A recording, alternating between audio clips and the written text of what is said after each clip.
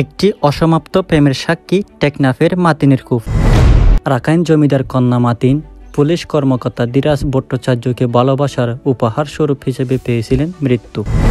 সুপ্রিয় দর্শক, আসসালামু আলাইকুম। আজকে কথা বলতে চলেছি 100 বছরের পুরনো সে প্রেম কাহিনী টেকনাফের মাতিনের কূপ নিয়ে। তো দর্শক, আপনারা যদি টেকনাফের মাতিনের কূপে আসতেছেন তাহলে আপনাকে প্রথমে আসতে হবে টেকনাফ বাজার। তো আমিও চলে আসলাম টেকনাফ ঝর্ণা চত্বরে।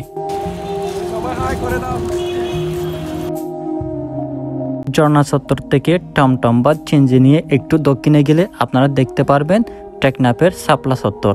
শাপলা চত্বরের পাশে টেকনাফের 0 পয়েন্ট সাইনবোর্ড। এই 0 পয়েন্ট থেকে পূর্ব দিকে গেলে দেখতে পাবেন বাংলাদেশের টেকনাফ শহরে অবস্থিত টেকনাফ পৌরসভার নিকটস্থ টানা চত্বরে মাতিনের কূপ।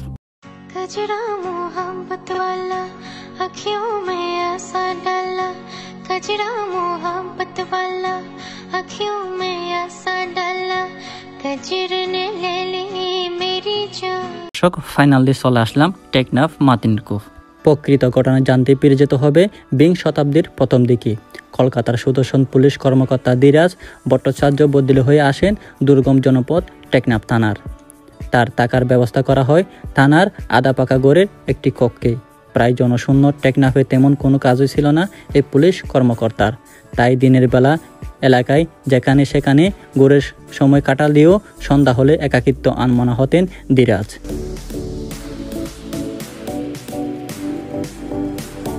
ওই সময় পুরো টেকনাফে সুপের পানির একমাত্র ব্যবস্থা ছিল টানা চত্বরের পাতকুয়া। প্রতিদিন তরুণীরাও পাতকুয়ায় পানি নিতে আসতেন।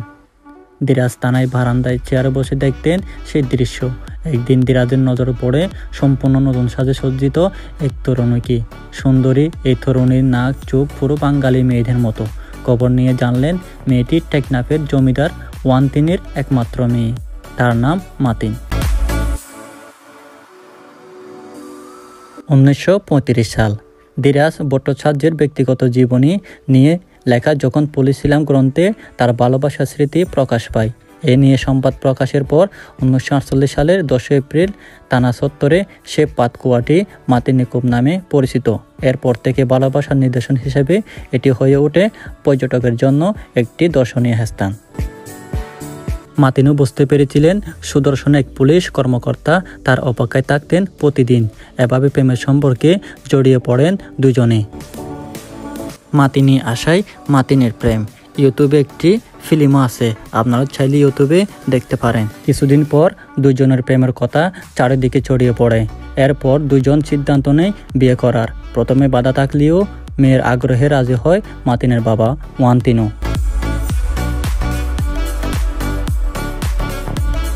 এরই মধ্যে বিষয়টি ধীরাজের ব্রাহ্মণ বাবার কান পর্যন্ত চলে যায়।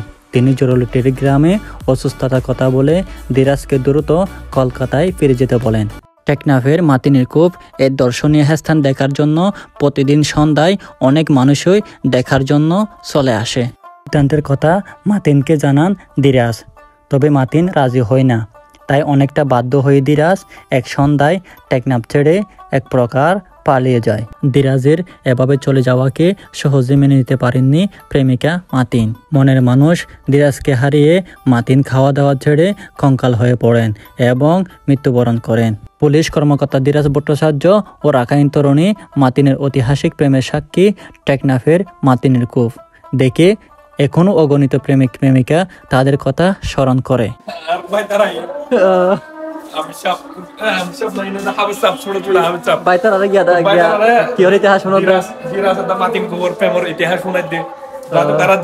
ভবিষ্যতে জীবন মারেন দিলে অঘটন যদি ভালো লাগলে মা বাবা জানাবা আস্তে করে দেবো।